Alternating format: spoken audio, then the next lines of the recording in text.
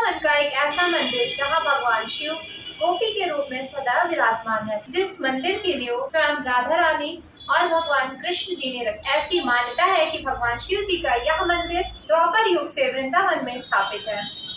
कई बार इस मंदिर का पुनरुत्थान हुआ है। यह मंदिर लगभग 5000 वर्ष पुराना है।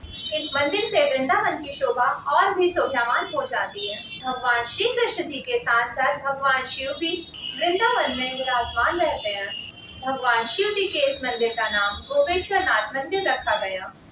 आइए जानते हैं इस मंदिर के पीछे का कारण कि क्यों इस मंदिर का नाम गोपेश्वर नाथ मंदिर रखा गया। सीताराम, मैं शिखा शुगम दर्शन फाउंडेशन में आप सबका हार्दिक स्वागत करती हूँ। मेरे और शुगम दर्शन चैनल की ओर से आप सबके श्री चरणों में प्रणाम।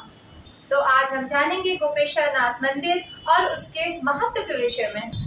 लेकिन वीडियो शुरू करने से पहले आप सभी सनातन धर्मियों से मेरे विनम्र आग्रह है कि हमारे शुगम दर्शन चैनल को लाइक और सब्सक्राइब कर आप सभी अपना आशीर्वाद अवश्य प्रदान करें। पौराणिक कथा के अनुसार द्वापर युग में श्री कृष्ण जी ने ब्रज में शरद पूर्णिमा के दिन गोपियों के साथ महाराज करने का निश्चय किया। तभी उन्होंने कामबीज नामक बांसुरी पर तान छेड़ा। तभी सारी गोपिकाएं बंसी की धुन सुनकर भागी भागी मधुबन को चली आईं। बंसी की धुन तीनों लोक में गुंजायमान हो गई। श्री कृष्ण जी की भक्ति में डूबे भोलेनाथ बाबा भी श्री कृष्ण जी की भक्ति के रस में डूबे भोलेनाथ जी ने जब बंसी की धुन सुनी तो उनसे रहा नहीं गया और माता पार्वती जी के साथ भागे भागे मधुबन आ गए।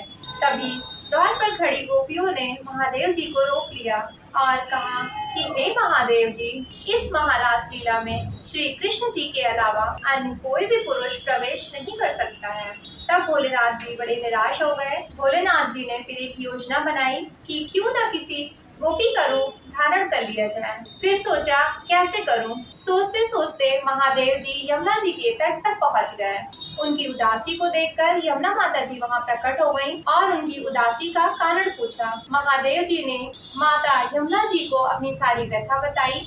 तभी यमुना जी ने महादेव जी का गोपी के रूप में श्रृंगार कर दिया और महादेव जी गोपी का रूप लेकर मधुबन की ओर प्रस्थान कर दिए और उन्होंने भी महारास लीला में भाग ले लिया। रास लीला में महादेव जी को देखकर श्री कृष्ण जी मुस्कुराए और महादेव जी के साथ लीला करी। लीला समाप्त होते ही श्री कृष्ण जी ने और राधा जी ने महादेव जी के इस रूप की पूजा की और राधा जी ने शिव जी के इस रूप को गोपेश्वर जी का नाम दिया। तभी से ब्रज में महादेव जी गोपी के रूप में विराजमान है।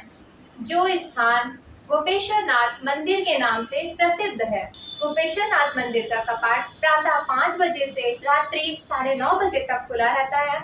यहाँ प्रातः की आरती 7 बजे और संध्या आरती 7:30 बजे होती है। इस विशाल आरती में भाग लेने के लिए देश विदेश से लाखों करोड़ों की संख्या में भक्तगण, साधु, सन्यासी और ब्राह्मण उपस्थित होते हैं। हर हर महादेव।